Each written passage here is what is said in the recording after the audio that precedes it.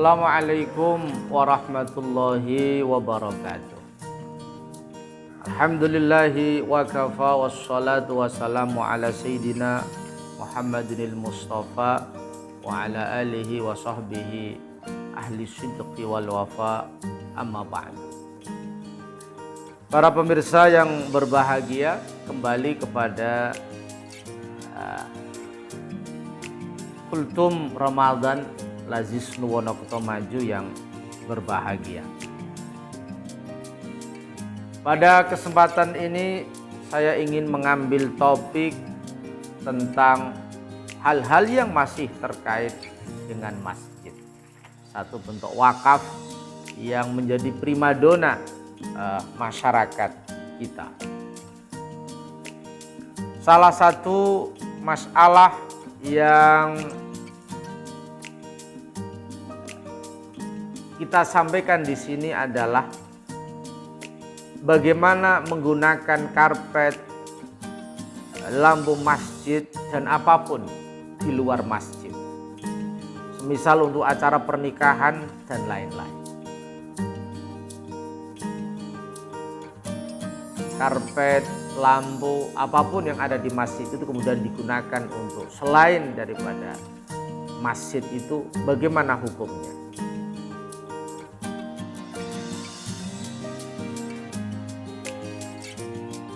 Para ulama cukup keras berpandangan. Imam Abi Bakar Syato dalam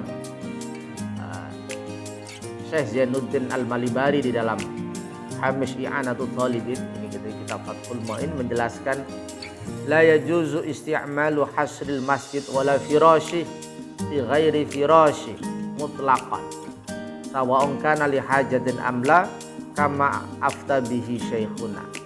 Tidak boleh menggunakan kloso ya, masjid, karpet permadani kalau sekarang pada selain masjid, baik ada kebutuhan atau tidak. Ini pandangan-pandangan ulama.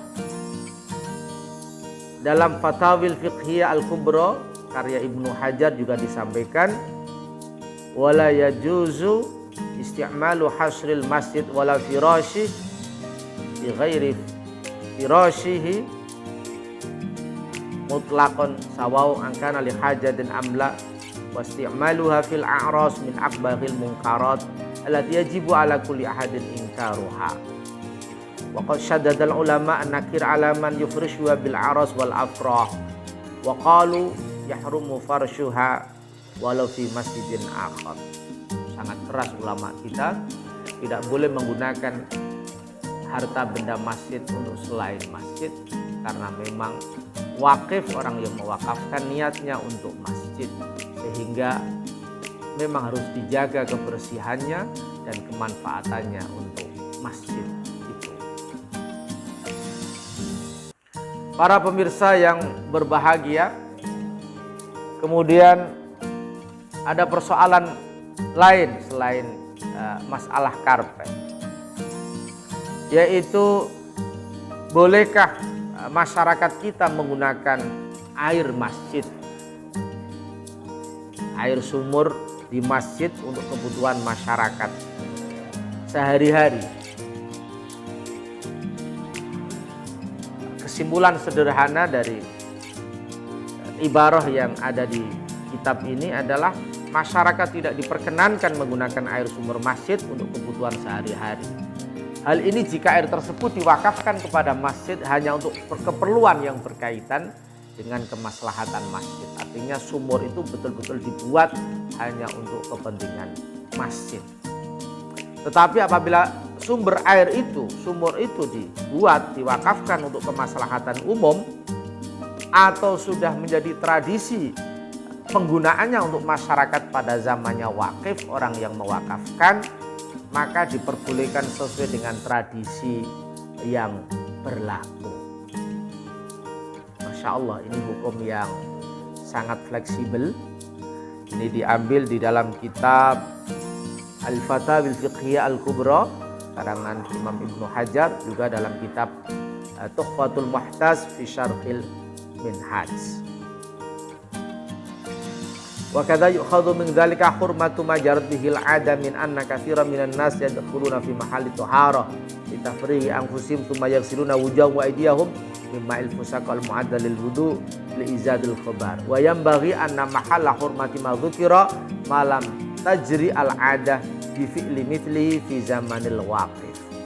Jadi tidak boleh menggunakan air sumur masjid untuk kepentingan sehari-hari masyarakat kecuali jika sudah menjadi tradisi pada saat si wakif mewakafkan sumurnya itu memang sumur masjid untuk kepentingan masyarakat, atau memang sumur itu diwakafkan untuk kemaslahatan umum.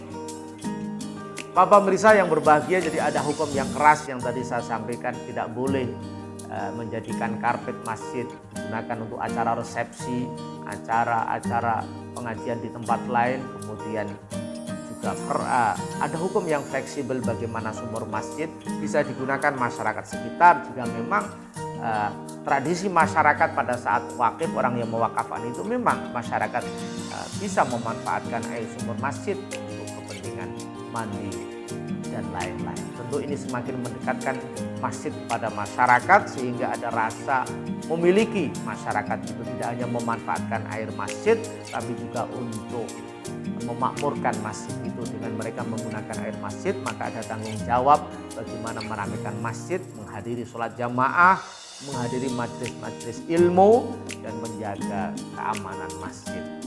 Demikian, semoga bermanfaat. Kurang lebihnya mohon maaf. Wal afu minkum. Wallahul muwaffiq ila aqwamit thoriq. Assalamualaikum warahmatullahi wabarakatuh.